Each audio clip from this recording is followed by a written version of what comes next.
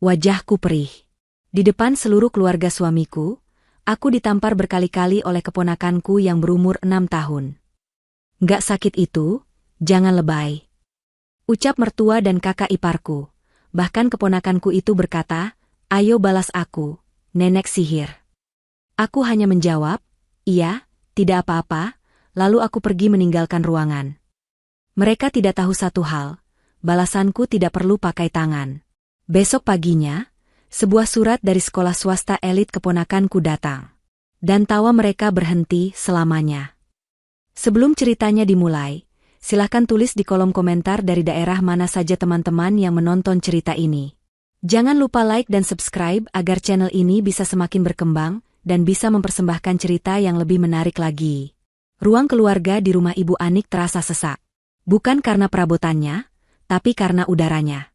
Viana bisa merasakan tatapan sinis kakak iparnya, Lisa, setiap kali dia bergerak. Suaminya, Indra, sedang dinas di luar kota. Meninggalkan Viana sendirian di rumah ini selama acara kumpul keluarga adalah sebuah ujian kesabaran.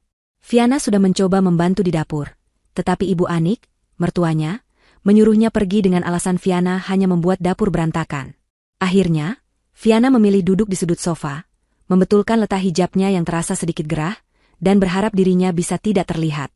Tumben si Indra mau dinas lama, kata Ibu Anik tiba-tiba, suaranya sengaja dikeraskan. Matanya menatap Viana. Biasanya tidak mau jauh dari istri. Takut istrinya kenapa-kenapa.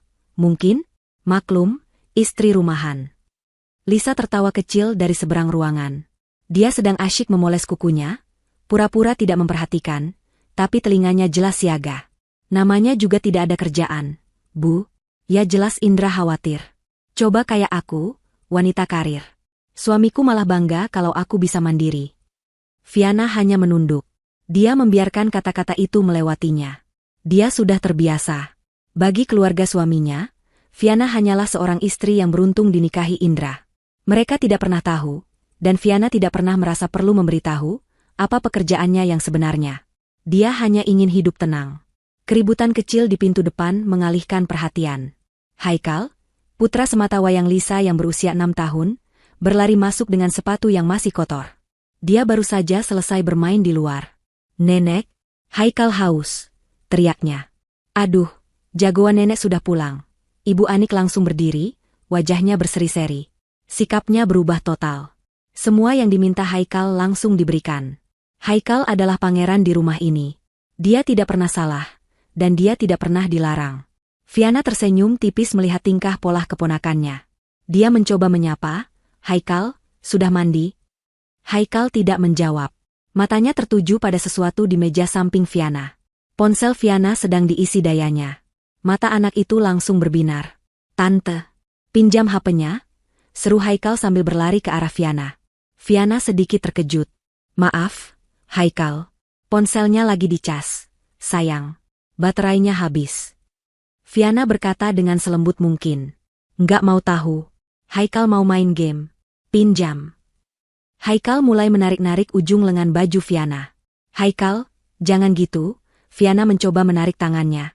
Nanti main yang lain saja, ya? Sama tante. Nggak mau. Mau main game sekarang. Suara Haikal mulai meninggi.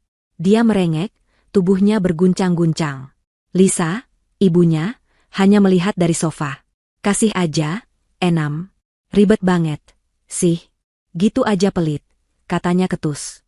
Viana menarik napas. Bukan pelit, Mbak. Ini baterainya benar-benar. Sebelum Viana menyelesaikan kalimatnya, sebuah tamparan kecil mendarat di pipinya. Viana membeku. Itu tangan mungil Haikal. Pukulan itu tidak keras, tapi cukup untuk membuat Viana kaget. Ruangan itu hening sesaat. Viana menatap Haikal, yang kini menatapnya dengan tatapan menantang. Lalu, Ibu Anik tertawa. Tawa itu memecah keheningan. Hahaha. Aduh, Haikal. Kamu ini ada-ada saja. Tenagamu kuat, ya, kayak papa kamu.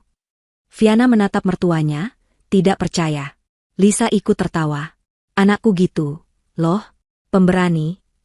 Emosi karena merasa didukung, Haikal melakukannya lagi. Kali ini lebih keras. Dia memukul wajah Viana berulang kali dengan kedua tangan mungilnya. Kasih. Kasih. Kasih. Viana refleks mengangkat tangannya untuk melindungi wajahnya. Pipinya terasa panas dan perih. Bukan hanya karena pukulan, tapi karena rasa malunya. Sudah, Haikal, sudah, Viana mencoba berkata pelan. Haikal, kamu ini. Ibu Anik berkata lagi, tapi nadanya masih terdengar geli. Dia lalu menoleh ke Viana yang masih memegangi pipinya. Nggak sakit itu. Jangan lebay. Gitu aja nanti ngadu ke Indra. Viana menatap Lisa, mencari bantuan dari seorang ibu. Tapi yang didapat Viana adalah seringai sinis. Balas aja kalau berani, kata Lisa. Katanya orang sabar. Masa dipukul anak kecil aja mentalnya kena. Haikal, yang kini berdiri di atas sofa, merasa seperti pemenang. Dia membusungkan dadanya dan menunjuk Viana. Ayo balas aku, nenek sihir. Nenek sihir, teriaknya, mengulang julukan yang pasti sering dia dengar dari ibu dan neneknya. Nenek sihir. Kata itu menusuk Viana lebih dalam dari pukulan Haikal. Dia menurunkan tangannya dari pipinya. Dia menatap Haikal. Lalu dia menatap Lisa. Terakhir, dia menatap Ibu Anik.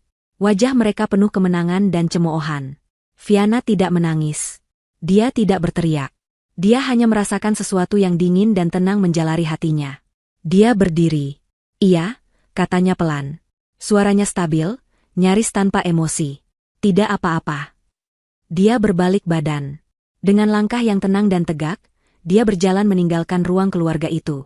Dia mendengar tawa Lisa dan Ibu Anik di belakangnya. Dia berjalan menyusuri lorong menuju kamar tamu tempat dia menginap. Dia masuk ke dalam kamar dan mengunci pintunya. Suara klik kunci itu terdengar sangat keras di telinganya. Viana bersandar di pintu, memejamkan mata sejenak. Jantungnya berdebar kencang, tapi bukan karena takut. Itu adalah kemarahan yang dingin. Dia berjalan ke cermin kecil di atas meja rias. Pipinya memerah. Jilbabnya sedikit miring. Dia merapikan jilbabnya dengan gerakan tangan yang mantap. Matanya menatap pantulan dirinya sendiri. Kering dan fokus. Dia tidak menyeka air mata, karena memang tidak ada air mata yang keluar. Perlahan, Viana merogoh saku gamisnya. Dia mengeluarkan ponselnya. Bukan ponsel yang sedang diisi daya di ruang keluarga tadi, tapi ponsel keduanya. Ponsel yang selalu dia bawa untuk urusan pekerjaan. Layarnya masih menyala. Sebuah aplikasi perekam suara menunjukkan durasi 15 menit dan 20 detik. Viana menekan tombol, berhenti. Dia menyimpan file audio itu. Dia menamainya, Ruang Keluarga. Dia mendengarkan sekilas bagian akhirnya. Suara tawa Ibu Anik. Suara Lisa. Balas aja kalau berani. Dan suara Haikal. Nenek sihir. Viana menutup aplikasi itu. Dia menatap layar ponselnya lama. Kemudian, dia membuka aplikasi emailnya. Dia tahu persis apa yang harus dia lakukan. Pagi berikutnya, Viana turun untuk sarapan. Suasana canggung tadi malam sudah hilang, digantikan oleh sikap acuh tak acuh yang biasa. Ibu Anik dan Lisa sedang asyik membicarakan rencana mereka untuk akhir pekan. Haikal duduk di meja makan, menendang-nendang kaki meja sambil bermain game di tablet barunya. Seolah-olah kejadian kemarin tidak pernah terjadi. Bu, Lisa, saya izin pergi sebentar, ya, kata Viana dengan nada datar namun sopan. Ada urusan pekerjaan. Lisa mendengus tanpa mengangkat wajahnya dari ponsel. Tumben? Kirain kerjaan kamu cuma nungguin Indra pulang. Mau kemana? Arisan? Viana tidak menanggapi sindiran itu. Saya mungkin pulang agak sore. Ya sudah, kata Ibu Anik singkat. Nanti kalau pulang, belikan martabak keju kesukaan Haikal. Jangan lupa. Baik, Bu, jawab Viana. Dia mengambil tas kerjanya, sebuah tas kulit sederhana namun berkualitas, dan berjalan keluar rumah. Dia tidak menoleh ke belakang. Viana memesan taksi online. Dia duduk di kursi belakang, memandangi jalanan pinggir kota yang ramai. Rumah mertuanya perlahan menghilang di kaca spion. 15 menit kemudian, pemandangan berubah. Bangunan rumah sederhana berganti menjadi ruko-ruko padat. 30 menit, jalanan mulai lebar. 45 menit kemudian, taksi itu memasuki kawasan pusat bisnis kota. Gedung-gedung pencakar langit dari kaca dan baja menjulang di kanan kirinya. Taksi itu berhenti di depan sebuah lobi gedung yang megah dan modern. Menara Cendekia, tertulis dengan huruf perak elegan di atas pintu masuk. Viana membayar taksi dan melangkah keluar. Saat dia melangkah masuk ke lobi berlantai marmer yang sejuk, sikapnya berubah. Pundaknya yang sedikit membungkuk di rumah mertuanya, kini tegap. Langkahnya yang pelan, kini mantap dan cepat. Wajahnya yang tadi datar, kini memancarkan aura wibawa yang tenang. Penjaga keamanan di pintu lobi langsung berdiri tegak. "Selamat pagi, Ibu Direktur," sapanya dengan hormat. "Selamat pagi, Pak Satria," jawab Viana sambil tersenyum tipis. Dia tidak perlu menunggu lift umum. Dia berjalan lurus ke deretan lift pribadi di sisi lobi. Dia memindai kartu aksesnya, dan pintu lift perak terbuka. Lantai tujuannya adalah satu-satunya tombol di sana, penthouse. Pintu lift terbuka langsung di area resepsionis pribadi yang luas. Seorang wanita muda yang rapi, asisten eksekutifnya, sudah menunggu. "Selamat pagi, Ibu Viana," kata asisten itu, yang bernama Rini. "Kopi Anda sudah siap di meja. Rapat Dewan Pengawas jam 10. Presentasi dana penelitian jam 2 siang. "Terima kasih, Rini. Tolong siapkan semua dokumen untuk rapat Dewan," kata Viana sambil berjalan menuju pintu kayu besar di ujung ruangan. Viana masuk ke kantornya. Ruangan itu sangat besar, dengan jendela kaca dari lantai ke langit-langit yang menyuguhkan pemandangan kota dari ketinggian. Ini adalah dunianya. Ini adalah dirinya yang sebenarnya. Viana meletakkan tasnya dan duduk di kursi kulitnya yang nyaman. Dia adalah Viana Larasati, Direktur Eksekutif Yayasan Cendekia. Sebuah yayasan filantropi raksasa yang mengelola dana triliunan rupiah. Yayasan ini memberikan beasiswa penuh untuk anak-anak berprestasi, mendanai penelitian ilmiah, dan membangun sekolah-sekolah di daerah terpencil. Keluarga Indra tidak tahu ini. Indra sendiri hanya tahu Viana bekerja di sebuah yayasan. Indra pikir itu adalah yayasan kecil, pekerjaan sosial yang tidak menghasilkan banyak uang. Viana tidak pernah meralatnya. Dia menikmati privasinya. Dia tidak ingin Ibu Anik dan Lisa tiba-tiba bersikap manis padanya, hanya karena uang dan jabatannya. Dia ingin mereka menghargainya sebagai Viana, sebagai istri Indra. Sesuatu yang jelas tidak pernah terjadi. Viana menyesap kopinya. Dia membuka laptopnya. Ratusan email menunggu. Dia bekerja dengan cepat dan efisien. Menandatangani persetujuan dana, meninjau proposal, menjawab email dari rektor universitas. Di sini, kata-katanya adalah hukum. Di sini, tanda tangannya bisa mengubah hidup ribuan orang. Pukul 9:30, Rini masuk kembali. "Ibu, maaf mengganggu. Berkas untuk rapat dewan sudah siap. Tapi ada satu berkas mendesak yang baru masuk dari komite seleksi beasiswa. Perlu tanda tangan Ibu segera." "Berkas apa?" tanya Viana, matanya masih terpaku pada layar. "Ini daftar final penerima, beasiswa Cendekia penuh, untuk Sekolah Prestasi Bangsa, tahun ajaran depan, Bu." Viana mendongak. Sekolah Prestasi Bangsa. Sekolah swasta paling elit dan paling mahal di negara itu. Sekolah yang menjadi kebanggaan yayasannya. Viana tahu Lisa sudah berbulan-bulan membanggakan bahwa Haikal berhasil lulus tes di sekolah itu. Viana selalu curiga bagaimana Lisa bisa membayar uang pangkalnya yang miliaran. Ternyata, Lisa mendaftar beasiswa. Beasiswa penuh dari Yayasan Cendekia. Beasiswa yang ditujukan untuk keluarga tidak mampu namun berprestasi luar biasa. Viana yakin Lisa telah memalsukan data keuangannya. "Semua sudah lolos verifikasi, Bu," Rini melanjutkan. "Hanya ada satu nama yang ditandai merah oleh komite. Perlu peninjauan akhir dari Ibu sebelum diresmikan." Rini meletakkan map tebal berwarna biru di meja Viana. Viana membukanya perlahan. Matanya langsung tertuju pada satu nama di bagian atas daftar. Nama anak, Haikal Pratama. Nama wali murid, Lisa Handayani. Viana terdiam. Jantungnya berdebar pelan. Ini adalah kebetulan yang sangat ironis. "Kenapa ditandai merah?" tanya Viana, suaranya tetap tenang. "Laporannya baru masuk tadi malam, Bu. Ada laporan pelanggaran etika dari salah satu tim penilai lapangan kami yang melakukan kunjungan rahasia. Tim kami melaporkan bahwa lingkungan keluarga anak ini sangat tidak sejalan dengan nilai-nilai yayasan kita.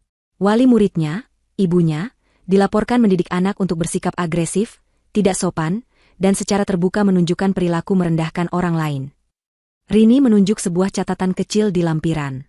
Bahkan, menurut laporan, wali murid ini terekam secara verbal mendukung tindakan kekerasan yang dilakukan anaknya terhadap anggota keluarga lain.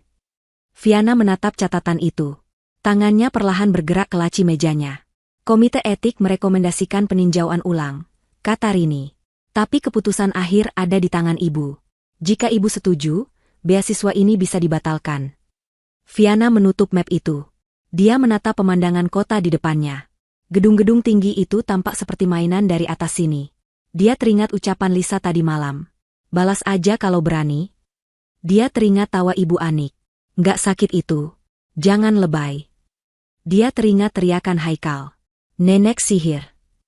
Viana mengambil pulpen mahal dari tempatnya. Pulpen dengan tinta hitam pekat. Dia membuka kembali map itu di halaman keputusan akhir. Terima kasih, Rini.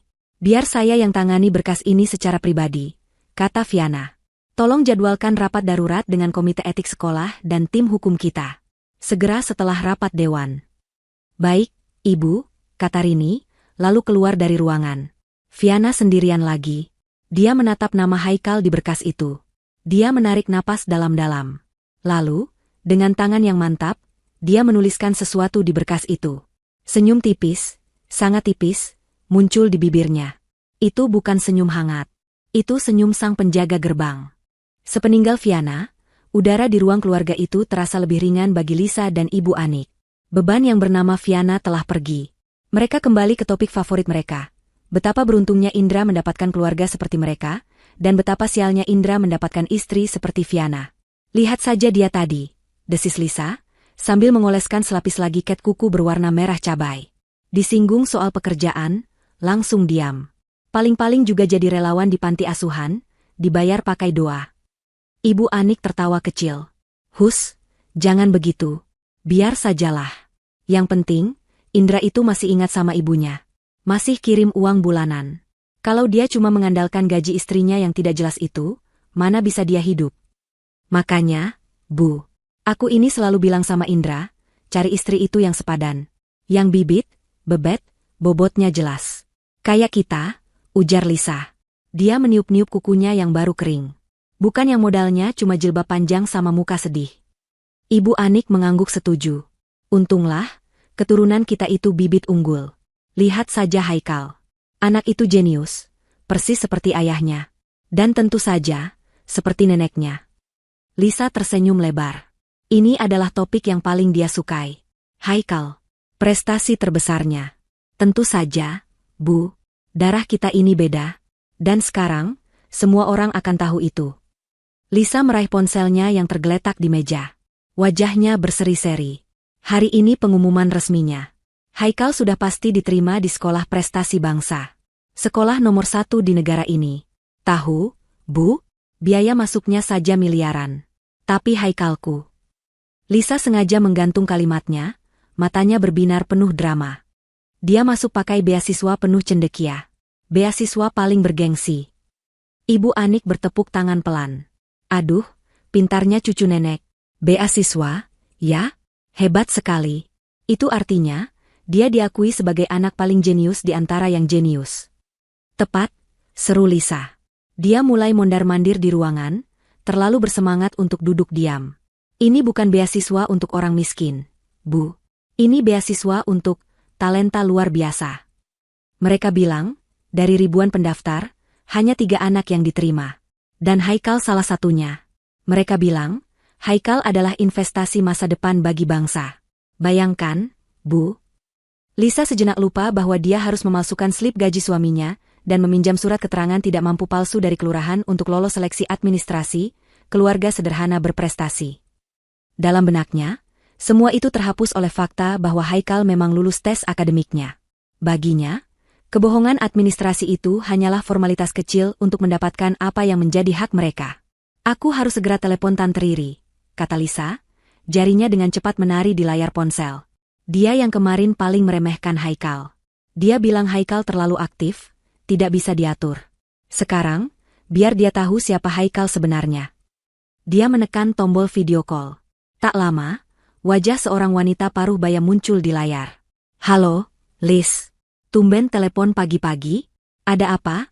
Sapa suara di seberang. Halo, Tante Riri. Aduh, Tante, aku lagi senang banget ini. Lisa berbicara dengan nada yang dibuat-buat manja. Ibu Anik di belakangnya tersenyum, memberikan isyarat agar Lisa mengeraskan suaranya. Senang kenapa? Kamu dapat arisan lagi. Lisa tertawa melengking. Bukan, Tante. Ini lebih besar dari arisan. Ini soal masa depan anakku, Haikal.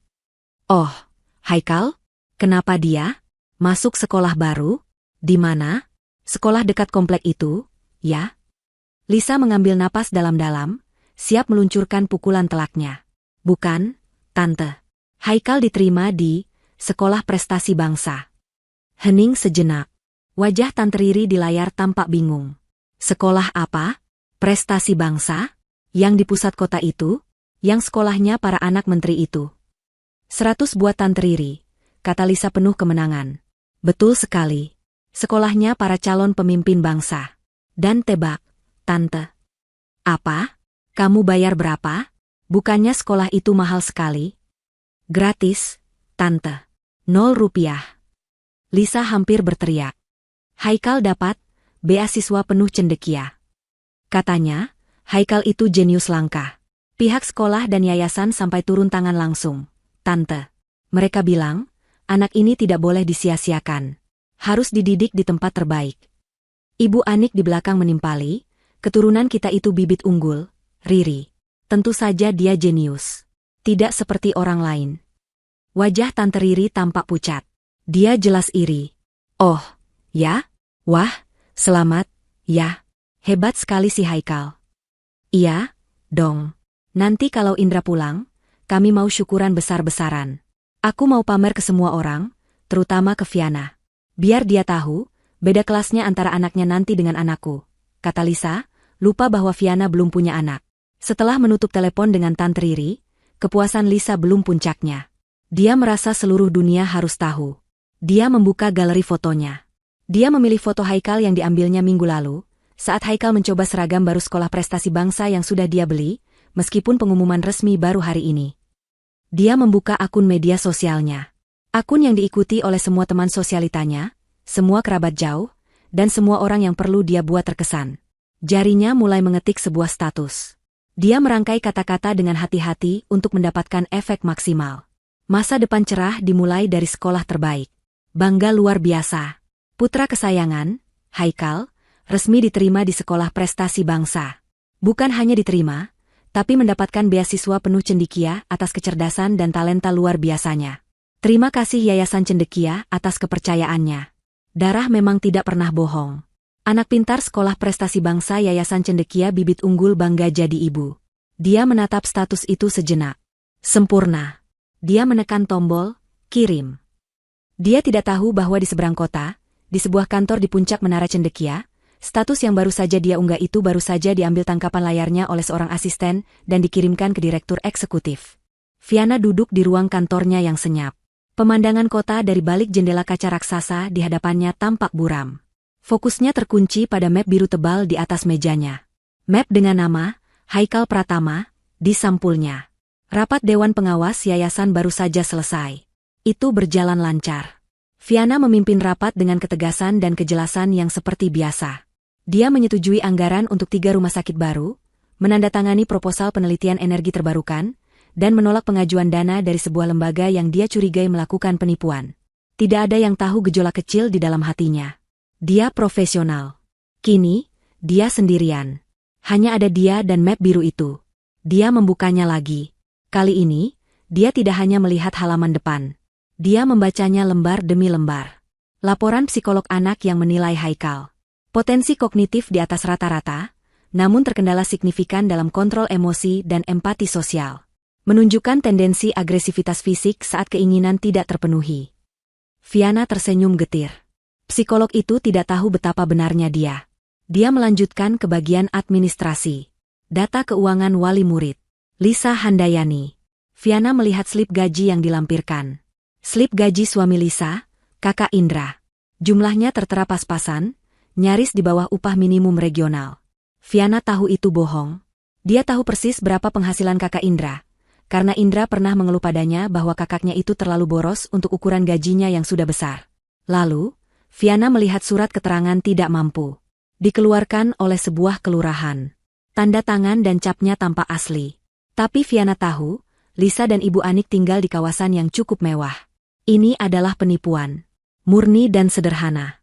Banyak orang akan berhenti di sini. Penipuan data adalah alasan yang cukup untuk mencabut beasiswa apapun. Tapi Viana terus mencari. Dia bukan hanya mencari alasan untuk membatalkan. Dia mencari alasan yang paling tepat. Alasan yang paling mendasar. Dia membuka lampiran terakhir. Dokumen kontrak beasiswa. Sebuah draft setebal 10 halaman yang harus ditandatangani oleh wali murid. Viana tahu setiap kata di dalam kontrak ini. Dia sendiri yang merancangnya bersama tim hukum yayasan 3 tahun lalu. Jarinya menelusuri halaman demi halaman. Pasal 1, tentang durasi beasiswa. Pasal 5, tentang standar akademik yang harus dipertahankan. Pasal 9, tentang kontribusi sosial. Lalu, dia berhenti di halaman 8. Jarinya berhenti di satu pasal kecil yang sering diabaikan oleh para pendaftar yang terlalu gembira. Klausul 14b, etika dan perilaku keluarga. Viana membacanya dalam hati, meskipun dia sudah hafal di luar kepala. Beasiswa cendekia adalah investasi pada karakter, bukan hanya pada nilai akademik. Yayasan berhak melakukan peninjauan dan evaluasi, tidak hanya pada siswa penerima, tetapi juga pada lingkungan keluarga inti yang menjadi wali murid. Wali murid penerima beasiswa wajib menjunjung tinggi nilai-nilai dasar yayasan, integritas, empati, dan rasa hormat kepada sesama. Kalimat berikutnya adalah yang paling penting. Pelanggaran berat terhadap nilai-nilai ini, termasuk namun tidak terbatas pada tindakan perundungan, kekerasan, fisik maupun verbal, penipuan, atau perilaku tidak beretika yang dapat mencemarkan nama baik yayasan dan sekolah mitra, yang dilakukan oleh wali murid, dapat mengakibatkan pencabutan beasiswa secara seketika dan permanen. Viana menutup matanya sejenak. Dia teringat kembali kejadian kemarin. Tawa Ibu Anik. Nggak sakit itu. Jangan lebay. Pelanggaran nilai empati. Ucapan sinis Lisa. Balas aja kalau berani. Mendukung kekerasan. Teriakan Haikal. Nenek sihir. Perilaku perundungan verbal yang didiamkan oleh wali. Semua terekam jelas di ponselnya. Dia membuka matanya. Dia menatap laporan dari tim penilai lapangan yang ditandai merah oleh komite. Observasi rahasia di lingkungan rumah, wali murid, Ibu Lisa, secara terbuka meremehkan anggota keluarga lain di depan anak. Menggunakan bahasa yang merendahkan. Anak, Haikal, meniru perilaku ini dan tidak dikoreksi. Lingkungan keluarga dinilai tidak kondusif untuk menumbuhkan karakter yang empatik. Laporan timnya sudah kuat. Tapi rekaman audio miliknya adalah paku terakhir di peti mati itu. Rekaman itu adalah bukti tak terbantahkan. Viana mengambil ponsel kerjanya. Dia melihat pesan dari Rini, asistennya. Pesan itu berisi tangkapan layar dari status media sosial Lisa yang baru saja diunggah. Terima kasih Yayasan Cendekia atas kepercayaannya. Viana tersenyum dingin. Lisa sendiri yang mengikat tali di lehernya. Dia secara terbuka mengasosiasikan dirinya dan perilakunya dengan nama baik Yayasan Cendekia. Kamu menyuruhku membalas. Gumam Viana pelan ke ruangan kosong itu. Suara Lisa dari rekaman itu terngiang lagi di telinganya. Balas aja kalau berani. Viana meletakkan ponselnya. Dia mengambil pulpen bertinta hitam pekat miliknya. Dia tidak akan membalas pukulan Haikal. Dia tidak akan pernah memukul anak kecil. Dia membuka map biru itu. Di lembar pengesahan paling depan, ada 2 kotak pilihan. Setujui, atau tolak. Di bawahnya ada kolom catatan untuk direktur eksekutif. Dengan tulisan tangan yang rapi dan tegas, Viana memberikan tanda centang pada kotak tolak. Kemudian, di kolom catatan, dia menulis. Ditolak. Terjadi pelanggaran berat klausul 14b, etika dan perilaku keluarga. Bukti terlampir.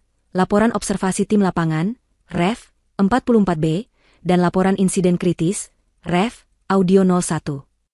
Segera terbitkan surat pencabutan. Dia menatap tanda tangannya sejenak. Viana Larasati. Aku tidak akan membalas dengan tangan, bisiknya. Aku membalas dengan tanda tangan. Dia menekan tombol interkom di mejanya. Rini, tolong masuk. Bawa map untuk komite etik sekolah. Dan siapkan draft email darurat untuk kepala sekolah prestasi bangsa. Segera. Ruangan Viana di puncak Menara Cendekia telah gelap. Lampu-lampu kota di luar jendela kaca raksasa itu berkelip seperti permadani permata yang terbentang jauh di bawah. Jam di dinding menunjukkan pukul 11 malam. Rapat Dewan Pengawas, rapat Komite Etik Sekolah, dan serangkaian rapat lainnya telah Viana selesaikan dengan efisiensi yang dingin. Dia lelah, tapi pekerjaannya malam ini belum selesai. Ini adalah bagian terakhir. Bagian yang paling penting. Asistennya, Rini, sudah pulang 3 jam lalu. Namun Viana memanggilnya kembali 1 jam kemudian untuk sebuah tugas akhir. Rini, Seorang profesional muda yang cekatan, kini berdiri di depan meja Viana dengan buku catatan, wajahnya menunjukkan kelelahan namun tetap waspada. Dia sedikit terkejut dengan berkas yang sedang ditangani atasannya. "Rini," suara Viana terdengar tenang di dalam ruangan yang sunyi itu. "Draft email untuk Kepala Sekolah Prestasi Bangsa sudah siap." "Sudah, Ibu Viana." Rini menyerahkan sebuah tablet. "Saya sudah menyusunnya berdasarkan poin-poin yang Ibu berikan." Viana mengambil tablet itu. Dia tidak membacanya. Dia tahu draft buatan Rini pasti sempurna. Dia meletakkan tablet itu di samping laptopnya. "Terima kasih. Sekarang, tolong siapkan lampiran-lampiran berikut. Gunakan format PDF yang terenkripsi dan beri label dengan presisi." Rini mengangguk, membuka laptopnya sendiri di meja konsol. "Lampiran A," Viana memulai, suaranya datar. "Beri nama, formulir penolakan DREG. 9078B, isinya adalah lembar pengesahan beasiswa yang telah saya tanda tangani. Pastikan tanda centang pada kotak tolak, dan tulisan tangan saya di kolom catatan terlihat jelas." "Baik, Ibu. Sudah dipindai." Lampiran B, laporan observasi lapangan 44B. "Ini adalah laporan dari tim penilai kita. Sorot bagian, pelanggaran etika wali murid, dan lingkungan keluarga tidak kondusif." "Selesai, Ibu." Lampiran C, bukti insiden kritis audio 01. "Masukkan file audio berdurasi 15 menit 20 detik yang saya berikan tadi. Pastikan formatnya bisa dibuka di semua perangkat." Mata Rini sedikit melebar saat mendengar kata audio, tapi dia tidak berkomentar. Profesionalismenya melarangnya bertanya. "Sudah terkonversi, Ibu." Lampiran D, transkrip resmi audio 01. "Saya ingin transkrip kata demi kata dari rekaman itu. Beri tanda kutip yang jelas pada kalimat, 'Gak sakit itu, jangan lebay, balas aja kalau berani,' dan 'Ayo balas aku, nenek sihir.' Cantumkan identitas pembicara berdasarkan analisis suara, wali murid 1, Lisa Handayani, wali murid 2, Ibu Anik, dan siswa, Haikal Pratama." "Siap, Ibu. Sedang diproses." Dan terakhir, lampiran E, dokumentasi publik Li Sosmed 2510. Ini adalah tangkapan layar dari unggahan media sosial wali murid tadi pagi. Lingkari bagian di mana dia dengan bangga menyebut nama, Sekolah Prestasi Bangsa, dan Yayasan Cendekia. Rini bekerja dengan cepat. Jari-jarinya menari di atas keyboard. Dalam 10 menit, semua file itu sudah siap dalam sebuah folder terkompresi. "Semua lampiran siap, Ibu Direktur. Total 5 file." "Bagus." Viana membuka draft email baru di laptopnya. Dia tidak menggunakan draft buatan Rini. Dia akan menulisnya sendiri. Dia mengetik alamat email para penerima dengan hati-hati. Kepada Dr. Hartono, Kepala Sekolah, Sekolah Prestasi Bangsa, Profesor Melani, Ketua Komite Etik, Sekolah Prestasi Bangsa. Tembusan, CC Bapak Soenario, Ketua Dewan Pengawas, Yayasan Cendekia. Tembusan rahasia, BCC Tim Hukum Yayasan Cendekia. Jari-jarinya berhenti sejenak di atas keyboard. Dia menarik napas. Lalu, dia mulai mengetik. Cepat, tegas, tanpa jeda. Subjek, tinjauan darurat dan keputusan final. Pencabutan beasiswa, nomor registrasi, 9078B Haikal Pratama, pelanggaran berat klausul 14B. Dengan hormat, Dr. Hartono dan Profesor Melani. Menindaklanjuti rapat darurat kita sore ini, Yayasan Cendekia dengan ini secara resmi menyampaikan keputusan final terkait status beasiswa saudara Haikal Pratama, nomor Rek. 9078B. Setelah melakukan peninjauan menyeluruh dan mendalam, yang mencakup laporan observasi lapangan dan bukti insiden kritis, Yayasan Cendekia memutuskan untuk menolak pemberian beasiswa dan membatalkan kelulusan saudara Haikal Pratama di Sekolah Prestasi Bangsa. Keputusan ini diambil berdasarkan temuan pelanggaran berat terhadap klausul 14B, etika dan perilaku keluarga, dari kontrak beasiswa yang telah disetujui wali murid. Lingkungan keluarga saudara Haikal terbukti secara aktif menanamkan, mendukung, dan menoleransi nilai-nilai yang bertentangan dengan prinsip dasar Yayasan Cendekia dan Sekolah Prestasi Bangsa, yaitu empati, rasa hormat, dan integritas. Terlampir adalah dokumen-dokumen pendukung untuk arsip pihak sekolah. Lampiran A, formulir penolakan resmi yang ditandatangani oleh Direktur Eksekutif. Lampiran B, laporan observasi lapangan. Lampiran C, file audio insiden kritis. Lampiran D, transkrip resmi audio. Lampiran E, dokumentasi unggahan media sosial wali murid. Yayasan Cendekia memandang insiden ini sebagai pelanggaran yang sangat serius. Kami percaya bahwa menerima siswa dari lingkungan yang secara terbuka mendukung kekerasan dan perundungan, apalagi dengan memalsukan data, terlihat di lampiran B, akan merusak lingkungan belajar yang aman dan berintegritas yang telah kita bangun bersama. Keputusan ini bersifat final dan tidak dapat diganggu-gugat. Surat resmi pencabutan akan dikirimkan oleh tim hukum kami kepada wali murid besok pagi. Terima kasih atas kerjasama dan pemahaman Anda dalam menegakkan standar tertinggi bagi generasi penerus kita.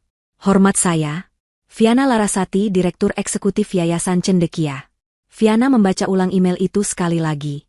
Dingin, formal, dan tidak menyisakan ruang untuk negosiasi. Dia melampirkan folder zip yang telah disiapkan Rini. Dia melirik ponsel pribadinya yang tergeletak di meja. Ada 3 panggilan tak terjawab dari Indra. Hatinya sedikit perih. Dia rindu suaminya. Tapi dia tahu, ini adalah pertempuran yang harus dia menangkan sendiri. Jika dia mengadu pada Indra, dia akan selamanya dilihat sebagai istri lemah yang butuh dibela. Tidak. Dia akan menyelesaikannya sebagai Viana Larasati. Dia kembali menatap layar laptop. Jari telunjuknya melayang di atas tombol, kirim. Dia teringat pipinya yang panas ditampar. Dia teringat tawa yang menggema di ruang keluarga. Dia menekan tombol itu. Selesai, katanya pelan. Email terkirim. Kamu boleh pulang, Rini. Terima kasih atas kerja kerasmu malam ini. Rini mengangguk. Selamat malam, Ibu. Viana tetap duduk di kursinya lama setelah Rini pergi. Dia menatap lampu-lampu kota. Dia tidak merasa menang. Dia tidak merasa gembira. Dia hanya merasa adil. Keadilan telah ditegakkan. Bukan dengan teriakan atau tamparan balasan, tapi dengan ketukan tombol di puncak menara yang sunyi. Viana tidak pulang ke rumah mertuanya malam itu. Dia juga tidak pergi ke apartemennya dan Indra. Dia tahu dia akan terlalu lelah secara emosional. Dia memesan 1 kamar di hotel mewah yang terhubung dengan menara Cendekia. Dia tidur nyenyak selama 6 jam, sesuatu yang sudah lama tidak dia rasakan di rumah Ibu Anik. Pagi harinya, dia mandi, menunaikan salat subuh, dan memesan sarapan ke kamar. Pukul 7:30, dia sudah rapi dengan pakaian yang berbeda dari kemarin. Sebuah blus sutra berwarna gading, celana bahan berwarna gelap, dan jilbab berwarna senada yang terpasang sempurna. Wajahnya segar. Tidak ada lagi jejak menantu yang tertekan. Yang ada hanyalah aura seorang eksekutif yang tenang. Dia memutuskan kembali ke rumah Ibu Anik. Bukan untuk menginap, tapi untuk mengambil sisa barang-barangnya. Dia berencana mengambil kopernya dan pergi sebelum Lisa dan Ibu Anik bangun. Dia akan menitipkan pesan untuk Indra bahwa dia menunggu suaminya di apartemen mereka saja. Namun, rencananya tidak berjalan mulus. Saat dia membuka pintu depan rumah mertuanya dengan kunci cadangan, dia mendapati Lisa dan Ibu Anik sudah duduk di meja makan. Aroma kopi dan nasi goreng tercium di udara. Oh, suara Lisa terdengar menusuk. Lihat siapa yang datang. Nyonya besar sudah pulang. Dari mana saja kamu semalaman? Ibu Anik menatap Viana dari atas ke bawah. Tatapannya tertuju pada pakaian Viana yang rapi dan berbeda dari kemarin. Habis menginap di mana kamu? Jangan bikin malu keluarga, Viana. Indra itu dinas. Bukan berarti kamu bisa keluyuran tidak jelas. Viana menarik napas. Dia sudah memutuskan. Dia tidak akan lagi bermain dalam drama mereka. Selamat pagi, Bu, Mbak Lisa. Saya cuma mau ambil koper saya. Saya akan tunggu Mas Indra di apartemen kami. Oh, jadi sekarang kamu sudah berani melawan, ya? Lisa tertawa sinis. Dia berdiri, menyilangkan tangan di dada. Mentang-mentang kemarin dipukul Haikal, kamu jadi drama menginap di luar? Kamu kira kami akan minta maaf? Saya tidak minta maaf, kata Viana datar. Dia berjalan lurus menuju kamar tamu, mengabaikan mereka berdua. Dasar tidak sopan, teriak Ibu Anik. Diajak bicara malah pergi. Viana, Ibu belum selesai bicara. Viana terus berjalan. Dia masuk ke kamar, mengambil koper kecilnya yang memang sudah dia siapkan sejak 2 hari lalu. Dia hanya tinggal mengambil tas jinjing dan pengisi daya ponsel pribadinya. Dia kembali ke ruang tengah. Lisa dan Ibu Anik sudah menunggunya, berdiri seperti 2 penjaga gerbang neraka. Kamu pikir kamu siapa, Viana? Pergi tanpa izin suami, desis Ibu Anik. Suami saya tahu saya bisa jaga diri, jawab Viana tenang, sambil mengecek isi tasnya. Jaga diri? Paling juga mengadu ke Indra, kan? Kamu itu bisanya cuma bikin Indra pusing. Sembur Lisa. Lihat aku. Aku ini ibu yang sukses. Tadi malam, unggahanku soal Haikal dapat ribuan likes. Semua orang mengucapkan selamat. Semua temanku iri. Hari ini aku mau ke sekolah, mau pamer ke semua wali murid lain. Anakku jenius, masuk pakai beasiswa cendekia. Viana mendongak dari tasnya. Wajahnya tetap tenang. Oh, ya? Selamat. Sikap tenang Viana itulah yang membuat Lisa semakin marah. Lisa benci karena Viana tidak terlihat hancur. Dia benci karena Viana tidak memohon. Kamu iri, kan? Ejek Lisa. Tentu saja kamu iri.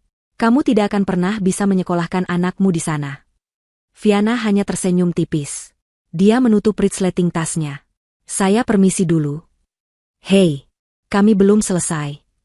Tepat saat Viana hendak melangkah ke pintu, ponsel di dalam tas kerjanya berdering. Bukan ponsel pribadinya yang bersuara standar. Ini adalah ponsel kerjanya.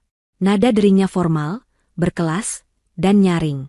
Suara itu membelah ketegangan di ruang tamu dengan cara yang tidak terduga. Viana sedikit terkejut. Dia lupa membisukan ponsel itu. Dia merogoh tasnya. Lisa dan Ibu Anik terdiam. Mereka mengenali tas itu.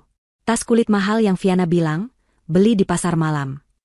Viana mengeluarkan ponsel pintar terbaru yang ramping, sebuah model yang harganya belasan juta. Lisa dan Ibu Anik menelan ludah. Viana melihat nama penelepon di layar, Rini, asisten eksekutif. Dia harus menjawabnya. Ini pasti penting. Viana menekan tombol jawab dan mengaktifkan mode handsfree, karena tangannya penuh memegang koper dan tas.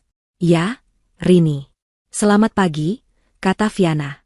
Suara Rini yang jernih dan profesional langsung memenuhi ruangan itu. Selamat pagi, Ibu Direktur Viana. Maaf mengganggu. Hanya ingin mengingatkan jadwal rapat darurat Dewan Pengawas, Sekolah Prestasi Bangsa, jam 9 pagi ini. Mereka ingin membahas langkah selanjutnya pasca keputusan Ibu tadi malam. Waktu seakan berhenti. Lisa dan Ibu Anik membeku. Wajah mereka pucat pasi seketika. Sekolah Prestasi Bangsa, gumam Lisa, suaranya bergetar. Ibu Direktur Viana, bisik Ibu Anik, matanya terbelalak ngeri, menatap menantunya seolah baru pertama kali melihat hantu. Viana tetap tenang. Dia tahu mereka mendengar. Dia sengaja tidak mematikan speakernya. Baik, Rini. Terima kasih sudah mengingatkan, jawab Viana dengan nada profesionalnya. Saya sedang dalam perjalanan. Tolong sampaikan ke tim, mobil yayasan tidak perlu menjemput saya. Saya akan ke sana sendiri. Satu lagi, Ibu, lanjut suara Rini. Email Ibu tadi malam sudah diterima dan dibalas oleh Dr. Hartono. Beliau menyampaikan apresiasi setinggi-tingginya atas ketegasan Ibu Viana dalam menjaga integritas yayasan dan sekolah. Tim hukum juga sudah bergerak. Surat resmi sedang dalam perjalanan ke alamat wali murid yang bersangkutan. Bagus sekali. Terima kasih atas laporannya, Rini. Viana mematikan telepon. Hening. Keheningan yang begitu pekat, Viana bisa mendengar detak jam di dinding. Lisa menatap Viana dengan mulut setengah terbuka. Ponsel di tangannya, yang tadi dia banggakan, terlepas dari genggamannya dan jatuh ke lantai dengan bunyi gedebuk pelan. Ibu Anik bersandar ke dinding, kakinya tiba-tiba terasa lemas. Viana merapikan jilbabnya. Dia menatap kedua wanita yang telah menghinanya selama bertahun-tahun itu. Tatapannya tidak lagi lembut. Tatapannya dingin, tajam, dan penuh kuasa. Maaf, kata Viana, suaranya memecah keheningan. Saya harus segera pergi. Dia berbalik menghadap mereka sepenuhnya. Ada masa depan seorang siswa yang harus ditentukan. Viana melangkah. Dia menarik gagang kopernya. Roda-roda kecil itu berputar di lantai marmer. Suaranya terdengar seperti vonis hakim. Dia berjalan melewati Lisa dan Ibu Anik yang masih mematung. Dia membuka pintu depan, melangkah keluar ke cahaya matahari pagi, dan menutup pintu itu di belakangnya dengan pelan. Meninggalkan kehancuran yang baru saja dimulai di dalam rumah itu. Perjalanan Viana dari rumah mertuanya ke Sekolah Prestasi Bangsa terasa seperti perjalanan melintasi dua dunia. Dia meninggalkan sebuah rumah yang pengap, penuh dengan kedengkian dan sikap meremehkan, di mana dia adalah sang nenek sihir. 30 menit kemudian, mobilnya yang dia kendarai sendiri memasuki gerbang megah sebuah institusi yang tampak seperti istana modern. Sekolah Prestasi Bangsa adalah kompleks pendidikan seluas puluhan hektar. Bangunannya dirancang oleh arsitek ternama, tamannya terawat sempurna, dan udaranya terasa eksklusif. Viana memarkir mobilnya di area parkir khusus dewan, sebuah tempat yang bahkan tidak diketahui keberadaannya oleh Lisa. Dia melangkah keluar. Pagi itu, dia bukan Viana sang menantu. Dia adalah Ibu Viana Larasati, Direktur Eksekutif Yayasan Cendekia, Dewan Kehormatan Sekolah, dan yang paling penting, pemegang dana beasiswa terbesar di sekolah itu. Penjaga keamanan yang berjaga di lobi utama langsung memberi hormat saat melihat kartu aksesnya. "Selamat pagi, Ibu Viana. Dr. Hartono sudah menunggu Ibu di ruang dewan." "Terima kasih," jawab Viana singkat namun ramah. Dia berjalan menyusuri koridor yang senyap. Dindingnya dihiasi foto-foto para alumni sukses, menteri, CEO, ilmuwan peraih penghargaan. Ini adalah dunia yang dibangun di atas prestasi dan, yang lebih penting, karakter. Sesuatu yang Viana pegang teguh. Pintu ganda dari kayu jati berat terbuka.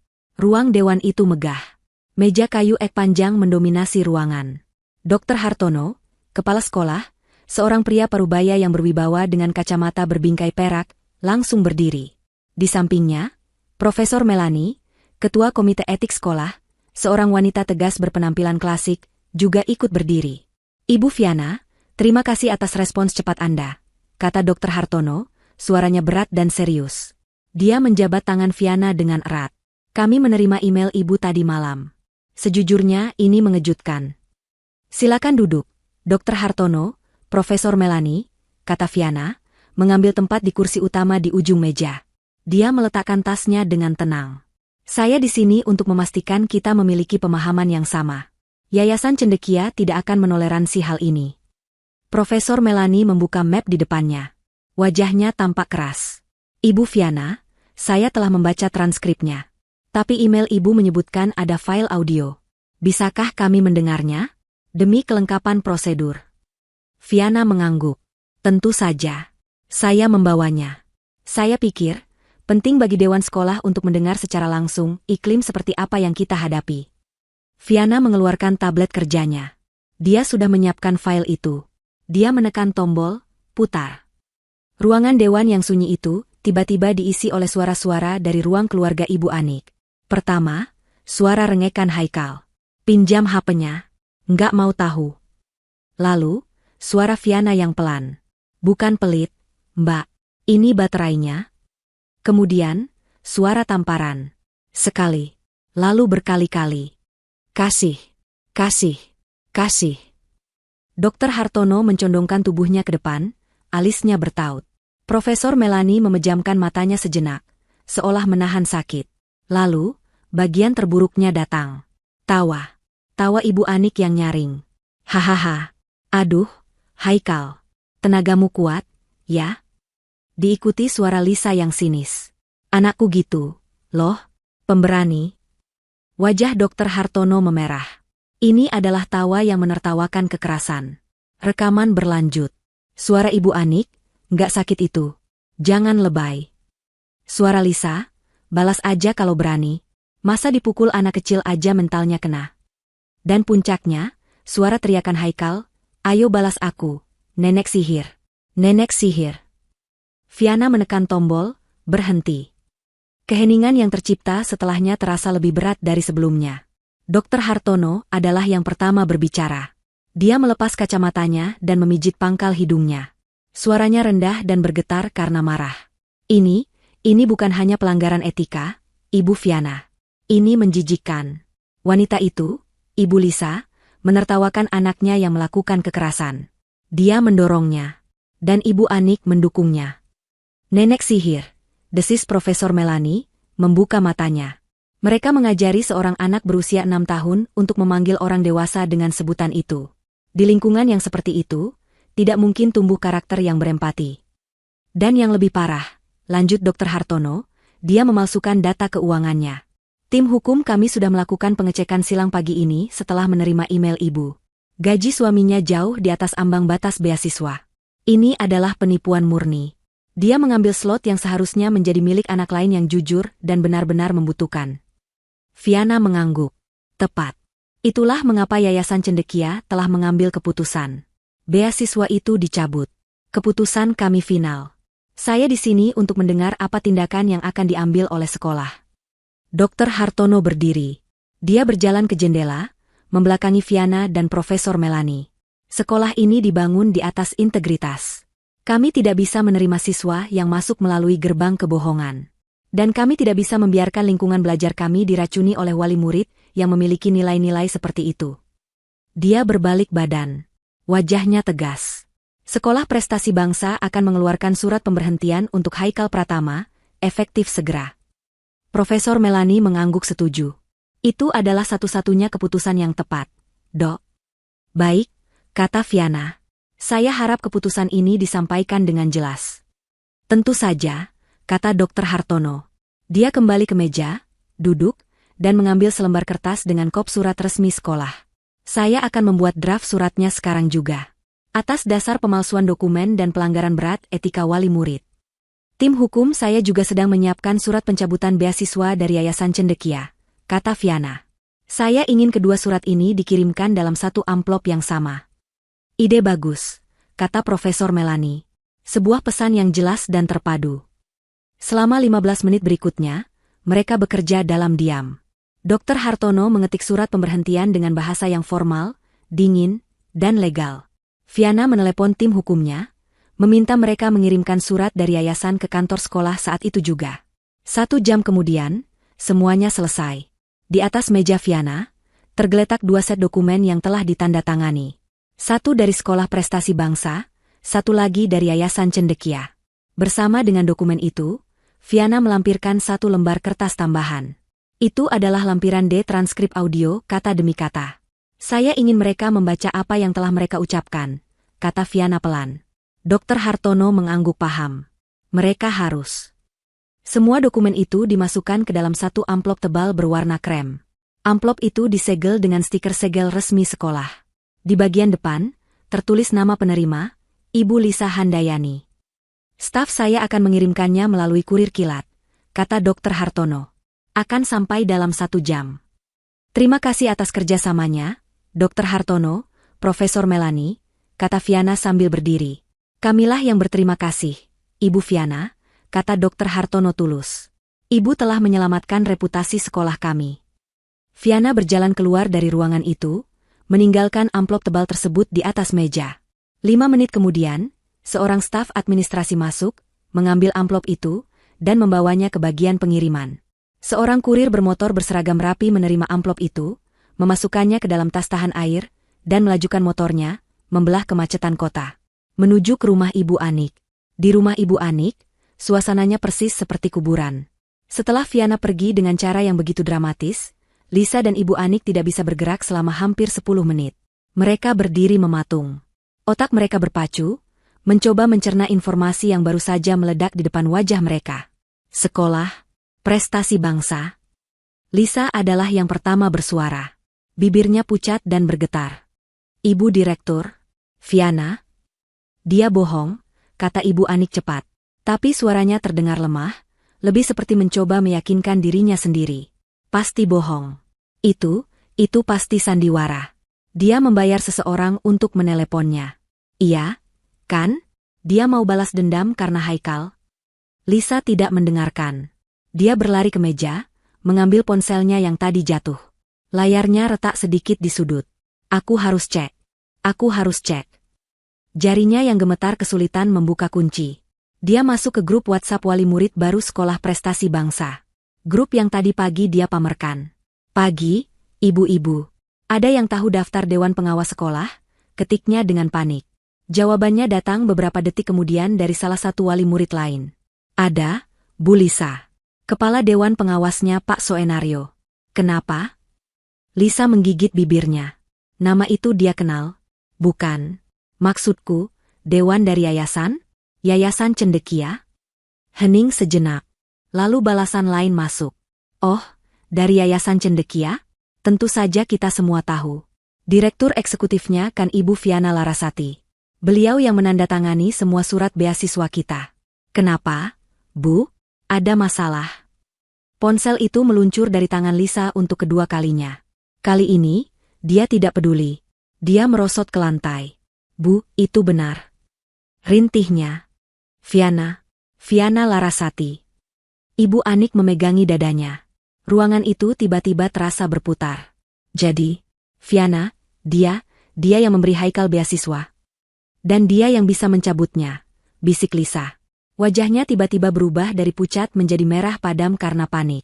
Rapat tadi Fiana bilang rapat darurat soal siswa? Ya Tuhan. Ibu Anik menjerit pelan. Haikal. Gara-gara kemarin. Gara-gara kita menertawainya. Tidak. Tidak mungkin. Lisa melompat berdiri. Dia mulai mondar-mandir seperti singa di dalam kandang. Dia tidak mungkin sekejam itu. Dia kan pakai jilbab. Dia kan istrinya Indra. Dia tidak akan menghancurkan keponakannya sendiri. Tapi tatapan matanya tadi, Lis, kata Ibu Anik, suaranya gemetar. Itu bukan tatapan Fiana yang biasa kita kenal. Itu tatapan orang berkuasa. Selama 1 jam berikutnya, rumah itu dipenuhi kepanikan. Lisa mencoba menelepon kantor administrasi sekolah, tapi panggilannya selalu dialihkan. Dia mencoba mengirim pesan ke Dr. Hartono, tapi tidak terkirim. Dia mencoba membuka portal siswa, tapi akunnya tiba-tiba tidak bisa diakses. Ada yang tidak beres, Bu. Ada yang tidak beres. Tepat pada puncak kepanikan mereka, suara bel pintu berbunyi. Ding dong. Keduanya terlonjak kaget. Seorang kurir berseragam berdiri di pintu. Permisi, dengan Ibu Lisa Handayani? Saya, jawab Lisa, suaranya serak. Ada paket surat kilat. Dokumen penting. Mohon tanda tangan di sini. Lisa menandatangani dengan tangan yang bergetar hebat. Si kurir menyerahkan sebuah amplop. Amplop tebal berwarna krem. Lisa menutup pintu. Dia menatap amplop di tangannya. Itu terasa berat. Jauh lebih berat dari seharusnya. Di sudut kiri atas, ada 2 logo yang tercetak berdampingan. Logo Sekolah Prestasi Bangsa. Dan logo Yayasan Cendekia. Bu. Panggil Lisa, suaranya nyaris tak terdengar. Ibu Anik mendekat. Dia melihat kedua logo itu. Jantungnya serasa berhenti berdetak. Buka, desis Ibu Anik. Jari-jari Lisa yang gemetar kesulitan merobek segelnya. Dia menarik keluar isinya. Ada beberapa lembar kertas. Lembar pertama berkop surat Sekolah Prestasi Bangsa. Lisa membacanya dengan cepat. Matanya melompat dari satu kata kunci ke kata kunci lainnya. Dengan penyesalan. Setelah peninjauan mendalam oleh Dewan Etik. Ditemukan bukti kuat pemalsuan dokumen dan pelanggaran berat etika wali murid. Dengan ini memutuskan untuk memberhentikan siswa atas nama Haikal Pratama. Efektif segera. Kaki Lisa lemas. Dia ambruk ke sofa. Diberhentikan? Haikal dikeluarkan? Bu? Apa? Ibu Anik merebut surat itu. Dia membacanya. Matanya terbelalak. Tidak mungkin. Ini gila. Masih ada lagi. Rintih Lisa, menunjuk kertas-kertas lain di tangannya. Lembar kedua. Kop surat Yayasan Cendekia. Berdasarkan temuan pelanggaran serius klausul 14B kontrak beasiswa. Lingkungan keluarga yang tidak mendukung nilai empati dan integritas. Yayasan Cendekia memutuskan untuk mencabut beasiswa penuh. Secara permanen dan tidak dapat diganggu-gugat. Seluruh biaya pendidikan yang telah terpakai akan ditagihkan. Ditagih? Jerit Ibu Anik. Mereka mau menagih kita? Tapi bukan itu yang terburuk. Yang terburuk adalah lembar terakhir. Itu tidak memiliki kop surat. Judulnya sederhana, Lampiran D, Transkrip Insiden. Lisa membacanya dengan suara gemetar. Wali murid 2, Ibu Anik, tertawa, "Gak sakit itu, jangan lebay. Gitu aja ngadu nanti ke Indra." Wali murid 1, Lisa, tertawa sinis, "Balas aja kalau berani. Paling juga nggak berani." Siswa, Haikal, ayo balas aku. Nenek sihir. Nenek sihir. Lisa menjatuhkan kertas itu seolah-olah kertas itu api. Dia menatap ibunya dengan ngeri. Dia merekam kita, bisik Lisa. Fiana, dia merekam kita semua. Ibu Anik akhirnya sadar. Dia sadar siapa yang telah dia lawan selama ini. Dia tidak sedang melawan menantu yang lemah. Dia sedang melawan seorang direktur eksekutif yang memegang masa depan cucunya di ujung pulpen. Dan dia telah kalah. Telah. Telepon Indra, jerit Ibu Anik panik. Telepon Indra sekarang. Suruh dia pulang. Suruh dia bicara pada istrinya. Suruh dia menghentikan kegilaan ini. Lisa dengan panik mengambil ponselnya. Dia menekan nomor Indra. Panggilan cepat. Nomor yang Anda tuju. Suara operator yang dingin menjawab. Sedang tidak aktif atau berada di luar jangkauan. Indra ada di dalam pesawat. Sedang dalam penerbangan pulang. Tidak bisa dihubungi. Tidak aktif. Jerit Lisa, air matanya mulai mengalir. Bukan air mata penyesalan. Air mata kemarahan dan ketakutan. Telepon Viana, perintah Ibu Anik. Minta maaf padanya. Cium kakinya kalau perlu. Suruh dia batalkan ini. Lisa mencari nama, Viana, istri Indra, di kontaknya. Dia menekan tombol panggil. Telepon berdering sekali, 2 kali, 3 kali. Lalu, panggilan itu ditolak. 1 detik kemudian, sebuah pesan singkat masuk dari Viana. Maaf, saya sedang rapat. Tidak bisa diganggu. Lisa melemparkan ponselnya ke dinding. Ponsel itu hancur berkeping-keping. Dia menjerit. Jeritan panjang penuh keputusasaan dan kemarahan. Ibu Anik hanya bisa duduk membatu di sofa, memegang surat pemberhentian Haikal, gemetar ketakutan. Mereka sendirian. Terjebak dalam kekacauan yang mereka ciptakan sendiri. Sore itu, Viana kembali lagi ke rumah Ibu Anik. Rapatnya di Sekolah Prestasi Bangsa sudah selesai, dan dia telah mampir ke apartemennya untuk meletakkan dokumen-dokumen penting. Tapi masih ada satu hal yang tersisa. Koper besarnya, yang berisi sisa pakaiannya, masih ada di kamar tamu rumah mertuanya. Dia sudah memutuskan. Dia akan mengambilnya sendiri. Dia tidak akan meminta tolong Indra. Dia akan menutup bab ini seorang diri. Dia memarkir mobilnya di depan gerbang. Dia bahkan tidak membunyikan klakson. Dia membuka gerbang kecil itu dengan kuncinya dan melangkah masuk. Suasana di dalam rumah itu ganjil. Terlalu sunyi. Biasanya, televisi akan menyala keras atau terdengar suara tawa Ibu Anik. Sekarang, sunyi senyap. Viana melangkah masuk ke ruang tamu. Dan dia melihat mereka. Ibu Anik dan Lisa sedang duduk di sofa. Tidak lagi mematung, tapi terlihat hancur. Mata Lisa bengkak dan merah karena menangis. Ibu Anik terlihat 10 tahun lebih tua, tatapannya kosong. Amplop krem itu tergeletak di atas meja, isinya berserakan. Saat Viana masuk, keheningan itu pecah. Mata Lisa yang kosong berubah menjadi liar. Dia melompat berdiri. "Kamu!" teriaknya, suaranya serak dan penuh kebencian. "Kamu berani kembali ke sini? Nenek sihir." Dia menerjang Viana. Bukan untuk memukul, tapi untuk mencengkeram lengan Viana. "Apa yang sudah kamu lakukan pada anakku? Kamu menghancurkan masa depannya. Keluar kamu dari rumah ini." Ibu Anik ikut berdiri.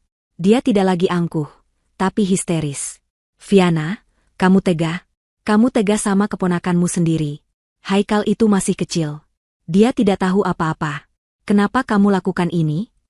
Kamu mau balas dendam sama kami, kan? Kamu jahat." Viana berdiri tegak. Dia tidak menarik lengannya dari cengkeraman Lisa, meskipun kuku-kuku Lisa menancap di kulitnya. Dia menatap Lisa, lalu Ibu Anik. Wajahnya tenang, matanya dingin. "Saya jahat?" Viana bertanya balik. Suaranya tidak bergetar. "Saya yang jahat? Atau kalian yang jahat?" "Kurang ajar," teriak Lisa. "Lepaskan saya, Mbak Lisa," kata Viana dengan nada perintah. Kekuatan dalam suara Viana membuat cengkeraman Lisa mengendur, dan Lisa mundur selangkah, kaget dengan otoritas baru dalam diri Viana. "Saya kesini hanya untuk mengambil koper saya," lanjut Viana, merapikan lengan bajunya. "Tapi karena kalian bertanya, akan saya jawab." Dia menatap lurus ke mata Ibu Anik. Ibu bilang Haikal tidak tahu apa-apa. Justru karena dia tidak tahu apa-apa, dia meniru. Dia meniru orang-orang dewasa di sekitarnya yang menertawakan kekerasan. Dia meniru orang yang mengajarinya kata, "nenek sihir." Wajah Ibu Anik pucat pasi. Viana beralih ke Lisa. "Dan Mbak bilang, saya menghancurkan masa depan Haikal." "Menghancurkan? Saya tidak memukulnya. Saya tidak menghinanya. Saya tidak memalsukan dokumen apapun. Saya tidak mengambil hak anak lain yang lebih pantas." Viana melangkah pelan ke meja kopi. Dia melihat kertas-kertas yang berserakan. Surat pemberhentian. Surat pencabutan beasiswa. Dan transkrip audio. "Saya tidak melakukan apa-apa," kata Viana, suaranya mematikan. "Saya hanya melaporkan fakta. Saya memberi dewan sekolah bukti. Dewan yang memutuskan. Keputusan mereka bulat, mereka tidak mau ada wali murid penipu dan pendukung kekerasan di sekolah mereka. Tapi kamu bisa menghentikannya," rintih Lisa, air matanya kembali mengalir. Kamu kan, direkturnya." Kamu bisa saja membatalkan keputusan itu. Tolong, Fiana, aku minta maaf. Aku akan cium kaki kamu. Tolong, kembalikan beasiswa Haikal. Lisa benar-benar berlutut. Dia menangis, memegang ujung gamis Fiana. Pemandangan itu menyedihkan. Fiana menatap ke bawah. Sudah terlambat, Mbak. Dia menarik gamisnya pelan. Kalian pikir saya siapa selama ini? Seorang istri bodoh yang bisa kalian injak-injak?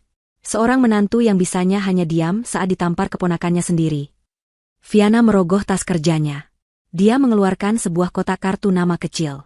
Dia mengambil satu kartu. Kartu itu terbuat dari kertas tebal berkualitas, dengan cetakan timbul berwarna perak. Dia meletakkannya di atas meja, tepat di sebelah surat pemberhentian Haikal. Fiana Larasati, Direktur Eksekutif, Yayasan Cendekia. Ibu Anik dan Lisa menatap kartu nama itu. Kartu kecil itu terasa lebih berat daripada semua perabot di ruangan itu. Itu adalah bukti fisik dari kekuatan yang telah menghancurkan mereka. Kemarin, Fiana berkata, suaranya kembali tenang. Mbak Lisa menyuruh saya membalas. Balas aja kalau berani, kata Mbak. Fiana mengambil gagang kopernya yang sudah dia tarik dari kamar tamu tadi. Saya tidak akan pernah membalas dengan memukul Haikal. Saya tidak akan pernah memukul anak kecil. Dia menatap mereka berdua, bergantian. Tapi saya akan selalu melindungi nilai-nilai yang saya pegang. Yayasan saya berdiri di atas nilai empati dan integritas. Kalian menertawakan kekerasan. Kalian menghina integritas. Jadi, ya, Mbak, saya membalas. Fiana berbalik. Dia mulai berjalan menuju pintu keluar. Tepat saat itu, ponsel pribadinya berdering. Bukan ponsel kerjanya. Fiana berhenti. Dia melihat layar. Nama, Mas Indra, tertera di sana. Pesawat suaminya pasti sudah mendarat. Fiana mengangkat telepon. Halo, Mas Indra. Assalamualaikum. Dia bisa mendengar suara suaminya yang lelah di seberang. Waalaikumsalam, sayang. Aku baru mendarat. Kamu di mana? Di rumah ibu? Mendengar nama Indra, Lisa melihat secercah harapan terakhir. Dia berlari ke arah Fiana, mencoba merebut ponsel itu. Indra. Lisa berteriak histeris, berharap suaranya terdengar. Indra, pulang. Istri kamu gila. Dia menghancurkan kita. Dia membuat Haikal dikeluarkan dari sekolah. Tolong kami, Dera. Ibu Anik juga ikut berteriak. Anakku, Indra, pulang, nak, istrimu sudah gila. Fiana tidak goyah. Dia memegang ponselnya dengan erat, menjauhkannya dari jangkauan Lisa. Dia menatap Lisa dengan dingin, lalu kembali berbicara ke telepon, suaranya tetap tenang, seolah dia sedang berada di taman yang sunyi. Mas, aku di rumah ibu. Aku jemput kamu di bandara sekarang. Hening sejenak. Indra di seberang sana pasti mendengar teriakan-teriakan itu. Aku tunggu di pintu kedatangan, lanjut Fiana. Ada banyak yang harus kita bicarakan. Dia mematikan telepon. Dia tidak memberi Indra kesempatan untuk bertanya lebih jauh. Dia menatap Lisa dan Ibu Anik yang kini terdiam, terkejut karena Fiana berani menutup telepon. Saya permisi, kata Fiana. Dia membuka pintu, melangkah keluar, dan menarik kopernya. Roda-roda koper itu berbunyi di atas ubin teras. Klik, klik, klik. Fiana menutup pintu di belakangnya, meninggalkan Ibu Anik dan Lisa di dalam rumah yang sunyi, bersama dengan kengerian atas perbuatan mereka sendiri. Di dalam mobil, Fiana mengemudi dengan tenang menuju bandara. Dia mematikan radio. Dia butuh keheningan. Dia perlu mempersiapkan diri untuk percakapan tersulit, menjelaskan segalanya pada Indra. Dia tiba di terminal kedatangan. Tak lama, dia melihat suaminya berjalan keluar, mendorong troli dengan satu koper besar. Wajah Indra tampak lelah, tapi langsung tersenyum saat melihat mobil Fiana. Indra memasukkan kopernya ke bagasi dan masuk ke kursi penumpang. Akhirnya, kangen banget sama kamu, katanya, mencondongkan tubuh untuk mencium kening Fiana. Tapi dia berhenti. Dia melihat wajah Fiana. Tenang, tapi ada sesuatu di matanya. Sesuatu yang berbeda. Enam, kamu baik-baik aja? Lalu, dia teringat telepon tadi. Tadi di telepon tadi, apa maksudnya? Suara ibu dan Mbak Lisa panik sekali. Mereka bilang kamu membuat Haikal dikeluarkan. Ada apa, sayang? Fiana tidak langsung menjawab. Dia menyalakan mobil dan mulai mengemudi keluar dari area parkir bandara. Kita tidak akan pulang ke rumah ibu, kata Viana pelan. Kita pulang ke apartemen kita. Tentu. Tapi, Enam tolong jelaskan. Viana menarik napas. Dia menepikan mobil sejenak di area yang agak sepi, di bawah lampu jalan. Aku tidak bisa menjelaskannya, Mas. Lebih baik, Mas dengar sendiri. Indra menatapnya bingung. Viana mengambil ponsel pribadinya. Dia menyambungkannya ke sistem audio mobil. Ini adalah rekaman kejadian kemarin sore di rumah ibu, katanya. Dia menekan tombol, putar. Ruang mobil yang sempit itu tiba-tiba dipenuhi suara dari ruang keluarga Ibu Anik. Indra mendengarkan semuanya dalam keheningan yang mencekik. Dia mendengar suara rengekan Haikal. Dia mendengar Viana menolak dengan lembut. Dia mendengar suara tamparan. Sekali. Lalu berkali-kali. Wajah Indra yang tadinya bingung, berubah menjadi kaget. Rahangnya mengeras. Lalu, dia mendengar tawa. Tawa ibunya. Hahaha. Aduh, Haikal. Tenagamu kuat, ya? Diikuti tawa kakaknya. Anakku gitu, loh, pemberani. Matikan, kata Indra pelan, suaranya serak. Viana terus memutar rekaman itu. Indra mendengar suara ibunya. Nggak sakit itu. Jangan lebay. Dia mendengar suara kakaknya. Balas aja kalau berani. Dan dia mendengar suara keponakannya yang dia sayangi. Ayo balas aku, nenek sihir. Nenek sihir. Indra menutup matanya. Tangannya terkepal begitu erat, hingga buku-buku jarinya memutih. Rekaman itu berakhir. Hening. Mereka melakukan itu padamu, bisik Indra. Suaranya bergetar. Bukan karena sedih. Tapi karena amarah yang luar biasa. Selama aku pergi, mereka memperlakukan kamu seperti itu? Dan mereka tertawa? Iya, Mas, jawab Viana pelan. Dan Haikal dikeluarkan dari sekolah? Indra mulai menghubungkan titik-titik itu. Mbak Lisa mendaftarkan Haikal ke sekolah prestasi bangsa. Viana menjelaskan dengan tenang. Dia memalsukan data keuangan, dan dia mendaftar beasiswa. Beasiswa cendekia. Indra menoleh, matanya terbelalak. Dia tahu Viana bekerja di yayasan.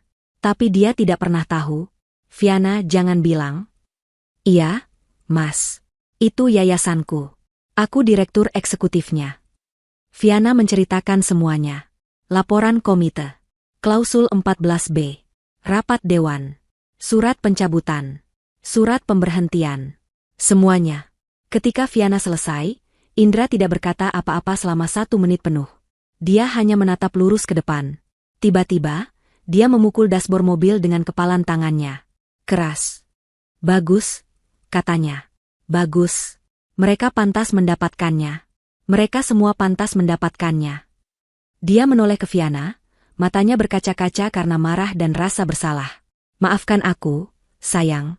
Maafkan aku meninggalkan kamu sendirian dengan mereka. Ya Tuhan, Viana, apa yang sudah mereka lakukan padamu selama ini? Yang penting sekarang Mas sudah tahu, kata Viana lembut. Tahu? Indra tertawa getir. Aku baru tahu kalau istriku adalah wanita terkuat yang pernah aku temui. Ponsel Indra berdering. Nama, ibu, tertera di layar. Indra menatapnya dengan jijik. Dia menolak panggilan itu. 1 detik kemudian, telepon Viana berdering. Itu kakak Indra, suami Lisa. Viana mengangkatnya, meletakkannya di speaker. Viana? Viana, ini aku. Tolong, aku minta maaf atas nama istriku. Aku tidak tahu apa-apa. Dia berbohong padaku. Dia memalukan. Aku akan mengurus ini. Tolong, maafkan keluarga kami. Suara di seberang terdengar putus asa. Masalah ini sudah ditangani oleh Dewan. Mas, jawab Viana tenang. Bukan di tangan saya lagi. Dia menutup telepon. Malam itu, mereka tiba di apartemen mereka. Tempat yang aman dan tenang. Jauh dari drama. Nasib para antagonis sudah ditentukan. Haikal dikeluarkan dan masuk daftar hitam semua sekolah mitra yayasan. Dia harus masuk sekolah negeri biasa dan belajar etika dari awal. Lisa dipermalukan. Suaminya sangat marah, reputasi sosialitanya hancur, dan dia harus menghadapi tagihan dari yayasan atas biaya yang telah terpakai. Ibu Ani kehilangan segalanya. Dia kehilangan cucu kebanggaannya, dan yang lebih penting, dia kehilangan putranya. Indra menolak menjawab teleponnya. Dia tahu, putranya kini telah sepenuhnya memilih Viana. Viana sedang membuat teh hangat untuk Indra. Mereka duduk di balkon, memandangi lampu kota. Tenang. Laptop Viana yang ada di meja berbunyi, ping. Sebuah email baru masuk. Dari Dr. Hartono, Kepala Sekolah Prestasi Bangsa. Subjek, tawaran posisi Dewan Pengawas Tetap. Isi emailnya singkat, Ibu Viana, setelah insiden ini, Dewan Sekolah sepakat. Kami tidak hanya membutuhkan dana dari yayasan Anda, kami membutuhkan integritas Anda. Kami ingin menawarkan Ibu posisi sebagai Ketua Dewan Pengawas Tetap. Kami membutuhkan ketegasan dan nilai-nilai yang Ibu pegang. Indra membaca email itu dari balik bahu Viana. Dia tersenyum, senyum bangga yang tulus. Dia memeluk istrinya dari belakang. Ambil, sayang, bisiknya. Mereka butuh orang hebat sepertimu. Viana bersandar di pelukan suaminya. Dia membalas email itu. Dengan senang hati, Dr. Hartono. Saya terima. Dia menutup laptopnya. Dia menyesap tehnya. Tenang, menang, dan aman dalam pelukan pria yang kini tahu siapa dia sebenarnya. Sang nenek sihir telah memenangkan pertempuran. Bukan dengan sihir, tapi dengan integritas.